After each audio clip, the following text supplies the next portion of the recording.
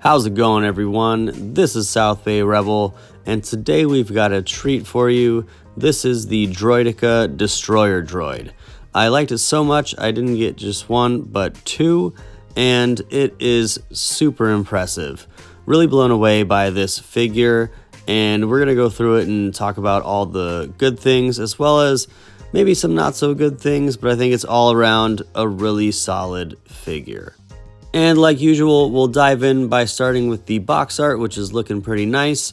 Pretty good imagery on the side of the box. This is the right side. This is the back. If you want to pause and zoom in, you can try and read that bio. And then the left side, pretty lacking, but that's nothing new. The key thing about the packaging here is that it's massive. I wanted to put it next to a pretty standard figure like Ki-Adi-Mundi there, and just showcase how much bigger this packaging is. It's 2.5, maybe even 3 times thicker, and it's also a bit wider, as you can see in the side-by-side here. This thing is just a lot bigger than we're used to. I'll show you a couple more angles. This one is them from the side. You can see how much thicker it is there, and then one more from the back. Once again, you can see that it's about 1 inch or so wider. And here it is out of the box and in hand.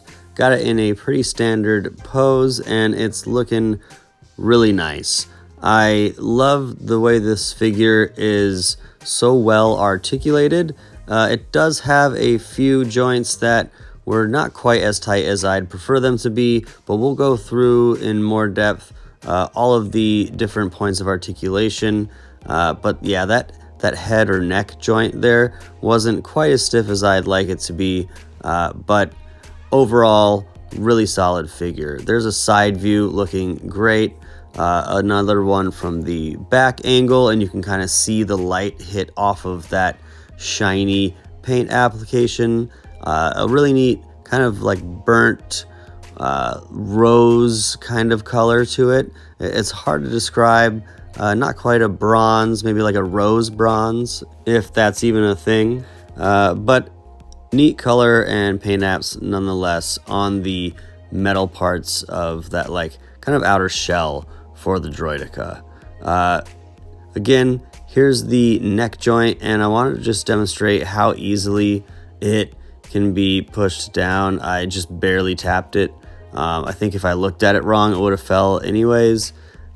Just not very stiff when you want it to be, but again, the rest of the articulation is pretty on point. Not sure if I just got one that was a one-off and this is a problem that only I'm having or very few are having, but again, all in all, really nice articulation. You can see a few more poses there in a striking position, and here's the paint apps up close. So much articulation. I can't stress that enough. Every little joint moves. You can also pull the neck out. This is, I believe, to assist with the balling up of the figure, and it does an okay job. I don't know if I've done it correctly. If anyone knows exactly how to do this or can point me to a video where this is done as intended, then let me know. But I got it into a pretty decent ball, and after a few attempts, got it to roll across my table pretty smoothly. Circling back to the articulation just one more time, I did want to show how many points of articulation. There's pinned joints that bend, then they also are balled and can swivel. There's some articulation on the back there as well, and then you can also unclip the like head or skull piece from that bar there. I did have a really hard time getting that back in to that clipped position afterwards, and I'm not really sure if that's intended to be unclasped as part of the balling mechanism, but it does come apart if you try hard enough. Lots of movement on the shoulder joints there, as you can see, and again, like, check out that shine on the armor. It's just really nice. The photos on my phone and the video on my phone just don't do it justice. I also wanted to do a size comparison. So here is the Droideka next to Ki-Adi-Mundi, and you can see it's pretty sizable. You'd think as big as the packaging was compared to the Ki-Adi-Mundi figure that would be much bigger, but it really just depends on how you want to pose it and articulate those leg joints. It can stand up, as you see here, much taller, and I think it actually is a little bit taller than Ki-Adi-Mundi. He's in a bit of a, squatting pose as well, but it's quite sizable.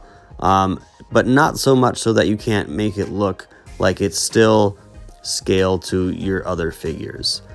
So again, I couldn't say enough things good about this figure. It's really just a killer one across the board.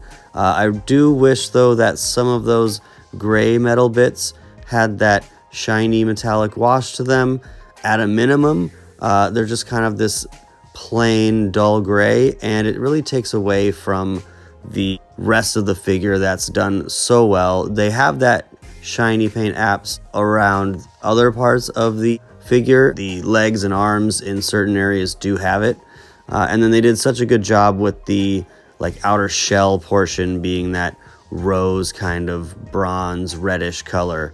It falls a little flat with the just dull gray pieces mixed in there. So seems like they kind of cut the corner there, but other than the paint apps and the fact that I had that one joint between the head and the neck that seemed a little too loose for my liking, this thing is a really solid grab, and I would highly recommend picking it up. I'd also love to know if you guys picked this one up, and if you did, what did you think of it? Let me know down in the comments. If you know how to get it into a proper ball so we can roll nicely, let me know that too. And yeah, that's about it for this video. Kind of a quick one. Let me know what you guys think down in the comments. Give it a thumbs up if you liked it. Subscribe if you're new. And until the next time, I will catch you on the flip side.